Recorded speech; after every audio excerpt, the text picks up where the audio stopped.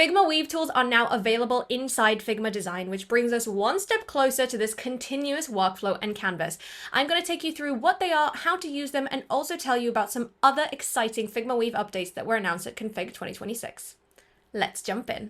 If you're not familiar with Figma Weave, it's an infinite canvas that lets you create node-based AI workflows. I have a whole video about it here if you want to check it out. Now, what Weave tools actually are these pre-made workflows that we've created for us that have been boiled down into simple UI for us to use inside of Figma. I'm in Figma Design and you can see that there's a new UI on the left and I have this new tools section. All of our normal plugins and widgets sit here now alongside shaders and Weave tools. What I can do is in the filter section here at the top, I can just filter by a Weave tool to see just them. First, I want to show you are kind of like image editing tools. So let's get into replace background. All I need to do is find that tool in this left panel, replace background, and then it tells me I need one image input. So I can select this image, for example, and then I can describe what I want. So make the dog run in space and then generate.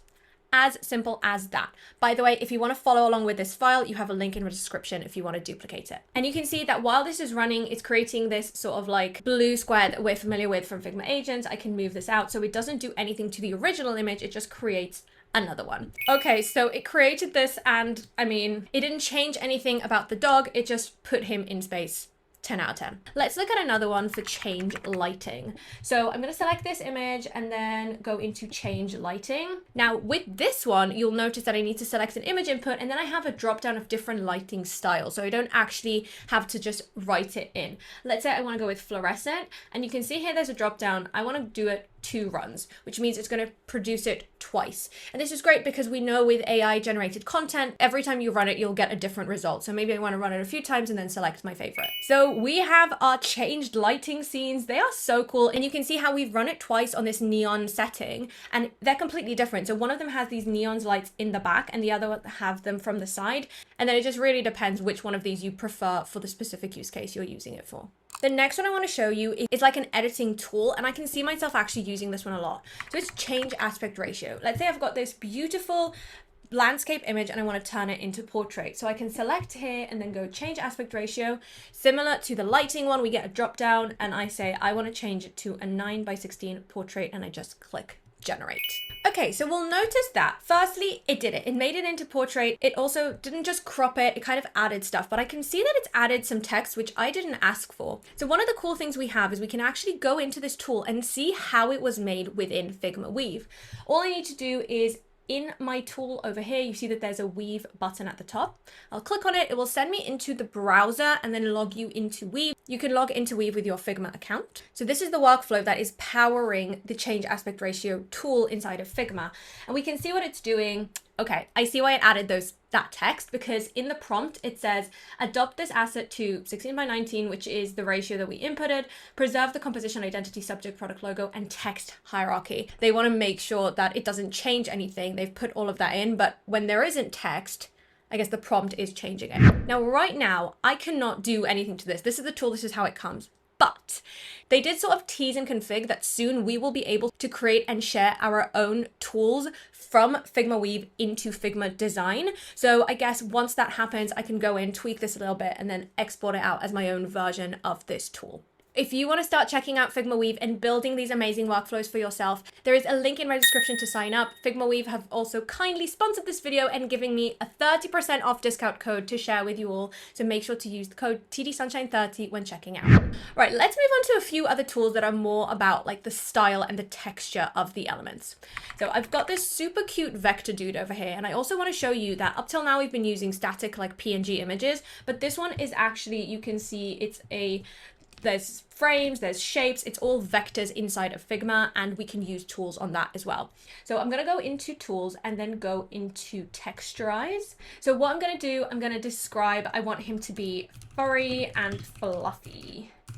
And you can see I can choose between 2D and 3D. I'm gonna go with 3D and click generate. I love him and I will do everything in my power to protect him from harm. It is so, so cute. And it also like preserved all of the small detail. You can see like his little hands and the little hearts in his paws. Adorable. Another cool tool is style transfer. So I'll go on my tools panel and select transfer style. Now, this one you can see, it actually accepts two images as the input. One of them is the target image, let's say this chair, and then the source, the style source is this one over here. And then I will click generate. So what it's going to do is it's going to take that chair and then generate it in this style. Look at that. That is actually incredible. So it noticed that this one is kind of like slightly pixelated style, like a game, a bit like, what's this called, like futurescape neon-y, and then it really turned that into this, and it added some details. So you can see it added the signage outside, this vote element that we can see in here as well, and then also like a night city sign. So it's really taking in the details, but also keeping in the details from this one. You can see this soap and the soap and the spray, even the loose cables are still there. Incredible. Now, you might have noticed when I run these tools, I also have a little section at the bottom to show me things that I've generated before. So past generations, they just live inside of here. God knows why, when I was trying this tool for the first time, I tried these two together and it's like a little apocalypse chicken. I don't know why, but it's great. Let's have a look at another one, which is extract material. Now, this one could be super useful. I just need to select one image and then click extract. I'll show you the one that I made before. What it does is it creates this sort of like mood board almost of what are the different materials it is noticing inside of this image. And I think this is really good in an AI world because sometimes, let's say I want to prompt something to look like this bag, but I don't know what exactly that material is. So having something like this extract it, and now I can see, okay, that's a glossy textured hot pink faux leather. And I can use this whenever I'm prompting again. Also, if you are just doing like a style guide or a style sheet, this can be a really nice little output to put in there. Now, the tools that we've seen so far take something that already exists and then create something from it or change it. But there are also tools that sort of generate a completely new thing. First one I want to show you is generate mockup. So I'll take this TD Sunshine logo and then go into generate mockup.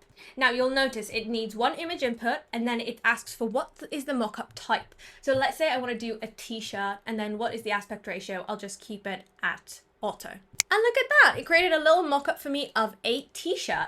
Now I can see that it's not exactly the logo, but it's close enough for what we're doing now. Now the next one I want to show you, I'm going to combine two that I've made already today, which is virtual try-on. So for this one, it needs the product image. So let's give it this t-shirt, and then it needs a model image. So I'm going to take this image that we made before for our model. The scene setting, I want it to be surreal art. And then the aspect ratio, let's just keep it at auto.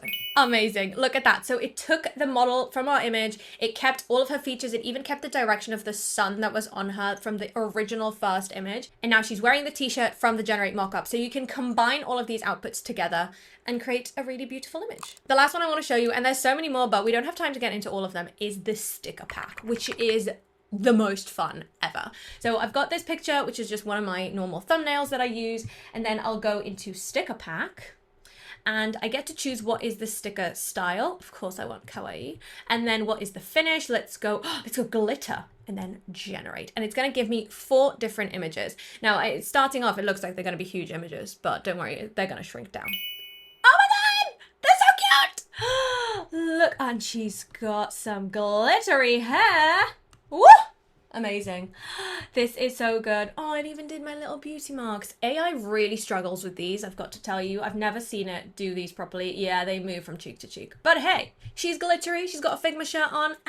She's amazing. At Config, Figma Weave talked about more than just these tools. They also announced 2 more things at Config regarding Figma Weave. The first one is that we can share our own Weave workflows into the Figma community. So if you've built something really cool and you want to share it with the community or with your friends, you could just publish it. And as I mentioned before, coming soon, we will also be able to share those workflows as tools into Figma. The third thing that they talked about was the Figma node inside of Figma Weave.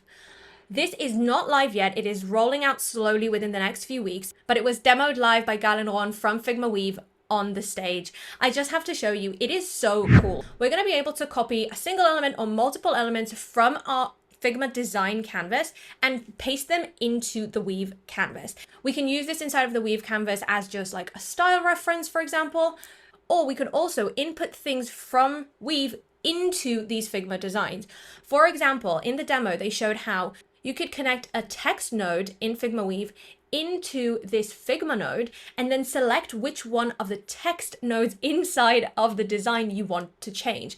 It kind of reminded me of how we can do this in Figma Buzz with the spreadsheets. But essentially, this Figma node is now part of the Figma Weave canvas and can be connected in and out of and modified. And the coolest thing is that it stays connected to the original design in Figma. So if I want to update something, let's say in the demo, one of the text bits wasn't really aligned, and then Gal showed how she could just push it into Figma Design, change the alignment of the text, and push it back into Figma Weave, and it just automatically updates so you can continue on with your Weave canvas.